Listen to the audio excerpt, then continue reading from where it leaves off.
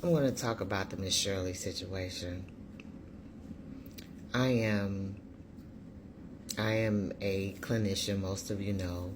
I work in mental health, and I am also um, a survivor of childhood trauma. And yeah, one would say that the reason why I decided to go into this field was because of a lot of the ghosts and demons and situations that I recall finding myself in when I was a child. So, I want to talk about Miss Shirley's situation because it really triggers a lot in me. As a professional, I see some things, but even as a survivor of childhood sexual abuse, I see some things as well. See, once upon a time, a long time ago, I was a little girl that everybody wanted to sing at the card parties, at the dinner parties, on holidays, and do my little dance and do my little 1-2 in front of company and guests. And no, I didn't make it to Miss Shirley accolades, but nevertheless, that's who I was. And what happened was, and I do believe that this was part of the issue, was the fact that I had just learned how to communicate and operate amongst adults at a very young age, or even just people that were a lot more older than I am. Because at the time, my mom was only 15 years old when she had me. Her siblings were everywhere between 6 to 16 or 17 years older than I am. So they all fell within that range. And so we kind of grew up together. But what I recognize is that in a situation like that, there were no boundaries. So there were no healthy boundaries that had been created, that had been developed. Any standards of how children play or how girls and boys interact. And as a result, a family member molested me. And I believe at the time that the situation was found out by my great-grandmother, because there was no differentiation between my 4-year-old self and my 10-year-older relative, he began to just call me all kinds of tramps and whores. And, and I didn't know what I was being called. I just remember the words were so violent and vicious that my grandmother stepped in. Okay, so that's my story. I've been a child of being sexually abused. And I was a child that it was hard for those around me because they were unhealthy and did not have the information to differentiate that I was really a little kid. And from their conversations to their interactions with each other and others, I was not supposed to be privy to those conversations or privy to those actions. But nevertheless, I tell the story to my own mother. I say, you can be backing out of your driveway in your car, checking the mirrors, checking the rear view mirrors. And you can say, okay, I got the right of way, let me back out. And there can be a child behind you, and you missed it, and the child might have been in the blind spot. And so therefore you're saying to yourself, I didn't see the child, but you hear the bump, and then you hear the cry, and you recognize, I hurt somebody, I hurt this child. Well, just because you didn't know that you hurt the child doesn't mean that the child isn't hurting. I say that to say, we have to be very, very vigilant in protecting our children, especially now that we allow the internet to come and see who we are up front and close. Because remember, when I was coming up, there was no internet.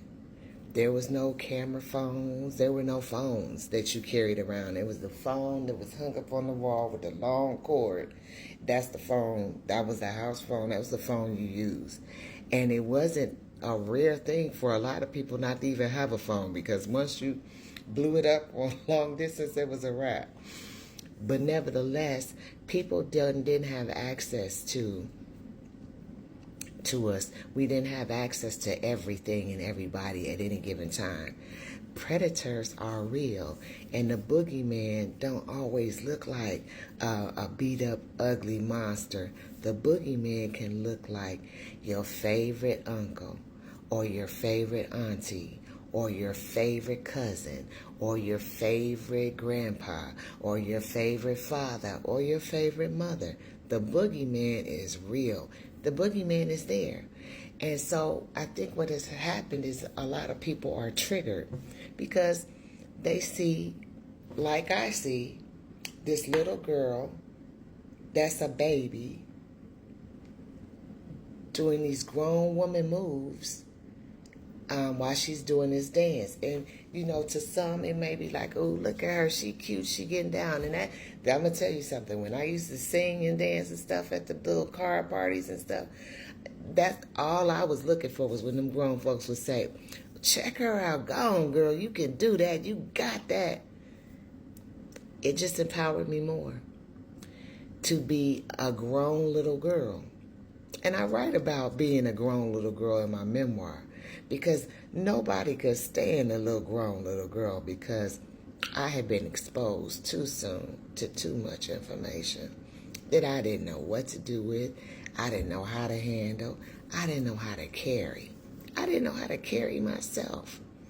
I probably didn't really learn how to carry myself until my early 20s. And even then, it was always a process of becoming. I'm still in the process of becoming, of just learning how to carry myself on a deeper level, on a more grown woman level, on a seasoned woman level, because I'm a 57-year-old woman today. But I say all that to say, you know, we have to guard and protect our children. As a professional, what I have to do is I have to always err on the side of safety when it comes to kids. I don't even play the radio about it.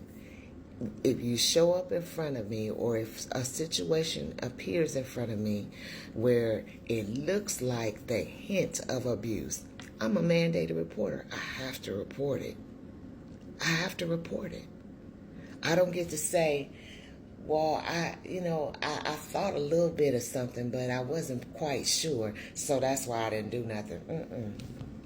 Because on my watch, I lose everything if I don't report.